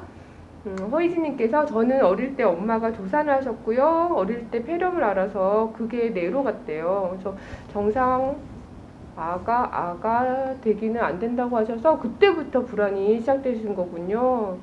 마음이 좀 아프네요, 선생님. 근데 엄마가 조산을 했을 때 폐렴을 앓은 것이 어떻게 불안이 시작된 거라는 걸 어떻게 본인이 아세요? 보통 우리가 의사분들이 얘기해 그렇죠. 주셨나? 그러니까 이거는 과거력을 좀 자세하게 들어봐야 될 것 같은데 네. 물론 이제 이런 문제들은 뭐 심리적인 문제도 분명히 있을 거예요. 그죠? 이렇게까지 이제 자기가 생각을 하고 계신다면 그런 심리적인 문제들도 다시 확인해 봐야 되겠고, 심리라고 하는 것이 여러분들도 좀 이렇게 너무 환상을 가지고 있는 것들이 있는데요. 심리는 마음이라고 하는 것은 형태도 없고 모양도 없고 아무것도 없는 거예요. 근데 그것이 내 몸에 담겨 있거든요. 똑같이 형태도 없고 모양도 없는 아무것도 아닌 것이 물이에요. 이 물은 그릇이 온전할 때 잘 담기지, 또 그릇이 클 때 많이 담기지, 그릇이 깨지거나 금이 가거나 밑이 빠지면 이 물이라는 걸 담아 놓을 수가 없잖아요. 이 내 몸에서 문제가 생기면 마음이라는 것을 담아 놓을 수가 없어요. 물론 일시적으로 물을 가득 채워 놓을 수 있듯이 마음도 정상을 회복하는 듯 하지만 그 심리 치료의 효과가 그렇게 오래 가지 않습니다. 그러니까 그릇을 또 내 몸을 튼튼하게 먼저 만들어 놓는 것이 중요한데, 만들려면은 원인을 알아야 되잖아요. 어디가 문제가 생겼는지부터 먼저 알아보는 것이 가장 첫 번째입니다. 그것이 아까 제가 설명드렸던 지수화풍공의 그런 문제들을 찾아봐야 되는 거예요. 네. 그죠. 엄마한테 들으셨겠죠.